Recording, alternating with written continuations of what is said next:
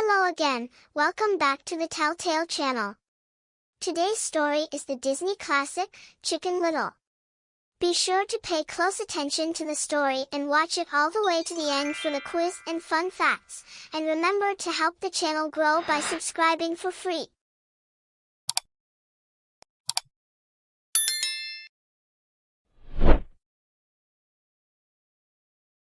My name is Chicken Little.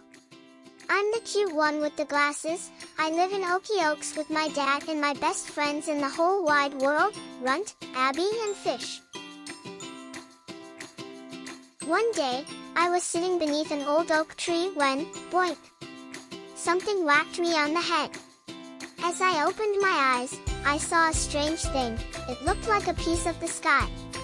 I didn't want anyone else to get hurt by pieces of fallen sky, so I quickly spread the news. The sky is falling, the sky is falling, I warned the town, ringing the school bell. Soon the whole town was in a panic. But it turned out the sky wasn't falling after all. I had just made a mistake. At least, that's what my father told the whole town when he tried to apologize. He said that I had been hit by an acorn. After that, everybody thought I was crazy. They called me the crazy little chicken. It made me really sad, and my father just told me to stay out of sight. That was the worst part. I think he was embarrassed by me. Then I came up with a plan. If I could do something spectacular, everyone would remember me for that instead. So I joined the baseball team. At first I wasn't very good. In fact, I was terrible. But during the championship, I was somehow able to hit a home run. Can you believe it? One good smack with the bat was all it took. Wow! I became the star of the town. Everybody wanted to talk to me and be my friend. It was fantastic. Best of all, my dad was happier than I had seen him in a long time. I guess that puts the whole sky is falling incident behind us once and for all. Hey kiddo, my dad said. Finally, my luck had changed. I was so happy. Later that night, I thanked the stars for my incredible luck. But perhaps I shouldn't have, because one particular star seemed to become bigger and bigger. Wham! It flew right into my forehead, knocking me to the floor. Ouch! Oh no, I thought, a piece of the sky. Not again. When I got a closer look, I noticed that the object didn't really look like a star. It looked more like some kind of panel. Then it did the strangest thing. It started to blend right into the floor. Instantly I knew I had to get rid of it.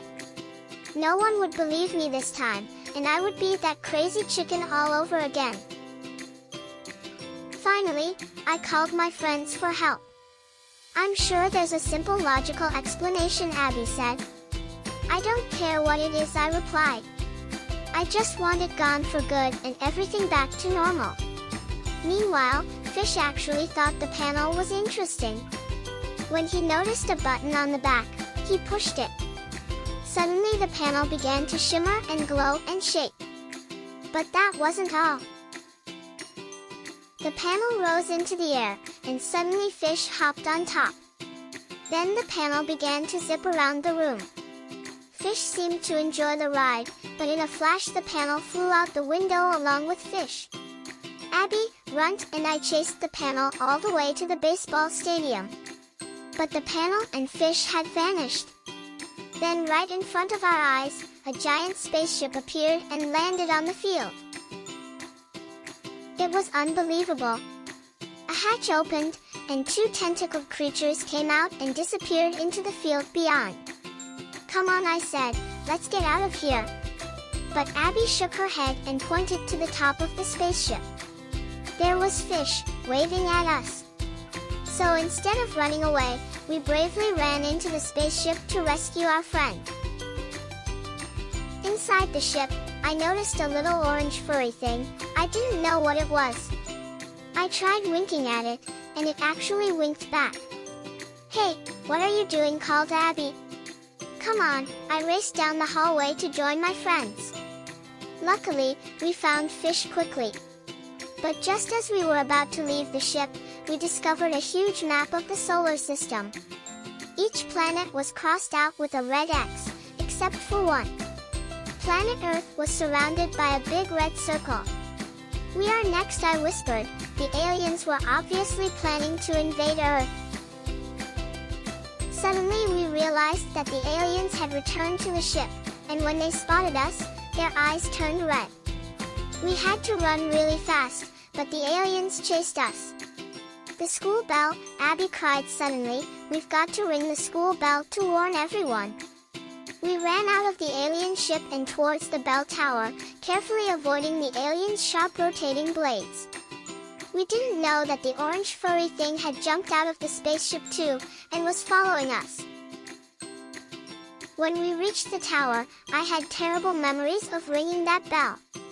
But Okiokes was in trouble, so once again, I rang the bell. Ding dong!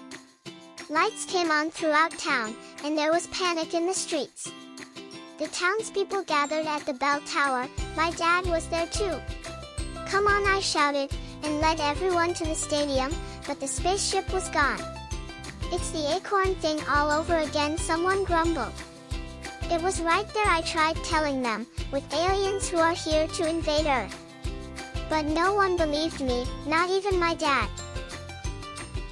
I was very sad. Abby, Runt, and Fish tried to cheer me up, but it didn't help much. Then I heard someone crying. When I looked up, I saw the little orange furry thing from the spaceship. At first, I was a little scared and almost ran away. But Fish happily approached the creature and could actually understand what the furry thing was saying. Fish explained that the orange furry creature was just an alien baby. He had been left behind when the spaceship took off from the stadium. Now he was lost. But before we could do anything about it, a terrible rumbling filled the air. We looked at the sky and could hardly believe our eyes. A fleet of spaceships was attacking Okiokes. The alien baby happily jumped up and down at the sight. He eagerly ran to meet his parents. For the third time, everyone in town panicked, but I knew it wasn't really an attack. The aliens just wanted to find their lost baby. Just then my dad grabbed my arm. "Get in the car, we've got to go." "No, wait, it's actually just a rescue mission," I tried to explain. "What?" he asked. "Forget it," I said. "You wouldn't believe me anyway." He hadn't before, so why should he now? Instead, I chased the alien baby. I knew I could stop the attack if I could get him back to his parents, but first I had to catch him. Whoosh! A speeding car was heading straight for the alien baby, who was trying to cross the road. I jumped to his rescue, and barely avoiding the car, we slammed through the doors of the town movie theater. My dad followed us inside. "We've got to get out of here," he said. "No, wait, just listen to me," I told him. I was angry and sad, and as I turned to my dad, the words just flew out of my mouth. "You are never there for me," I blurted out. "What?" my dad asked, confused. "I mean, you were there when I won the big game, but not when I thought the sky fell and not at the ball field." It was a relief to tell Dad how I truly felt. "You have been ashamed of me since the acorn thing happened." "I didn't realize, son," he began. "I never meant to. The acorn, the sky, I mean, the whole, you are right," he finally admitted. "I'm sorry." He hugged me really tight. It felt good, but we really didn't have time for that. I showed him the alien baby. I could tell he couldn't believe his eyes, but then he pulled himself together. "Just tell me what you need me to do," my dad said. He was on my side now. Quickly we ran towards City Hall where the big spaceship was hovering. We climbed the stairs and popped the lid off the dome of the building. Dad handed me the baby, and I lifted him up into the air. "Here is your kid," I shouted. Then the spaceship sent out a bright beam and zapped up the baby, and me and my dad. Suddenly everything went dark. My dad and I were floating in some kind of chamber. A deep voice said, "Why did you take our child?" It was all an accident," I said. My dad tried to explain that it was an accident and we were just trying to return the baby. "You have violated intergalactic law." That sounded bad. I was terrified. Suddenly 2 other sets of eyes appeared. We heard the baby alien babble something. Then a soft female voice said, "Honey, he's saying they're telling the truth. It was just a misunderstanding."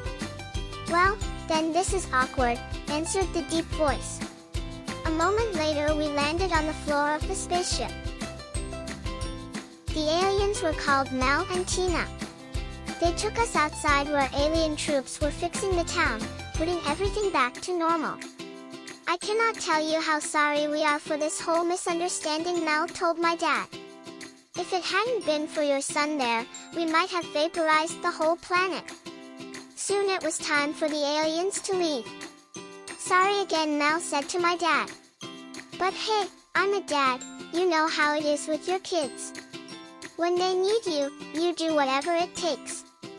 My dad nodded. Then as the alien family walked back towards their ship, a panel fell off the spaceship. Clunk! "There goes that panel again," Tina sighed. "Every year we come here, this thing falls off." She pushed a button on the back of the panel, and it floated back up into place. Dad and I smiled at each other. Maybe the sky didn't fall on me last year, but it definitely wasn't an acorn either. As the spaceship lifted off, my dad and I waved goodbye to the aliens. I had a feeling that everything was going to be all right. Now, do you believe me when I say that this story is actually true, every weird bit of it? The end. Fun fact. In Major League Baseball, Barry Bonds leads the pack of all-time home run scorers. He hit a record 762 home runs in his career between 1986 and 2007, during which time he played for the Pittsburgh Pirates and the San Francisco Giants. Were you paying close attention to the story? Try the fun quiz. What happened to the spaceship panel that landed in Chicken Little's bedroom? The answer is, it blended into the floor. What color was Runt's jacket? The answer is blue. What were the baby aliens' parents called? The answer is Mel and Tina.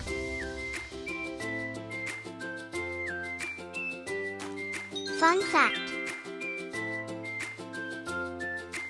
The acorn is the fruit of oaks. It is a nut, containing a single seed enclosed in a tough leathery shell, and born in a cup-shaped cupule. Thanks for watching. See you soon.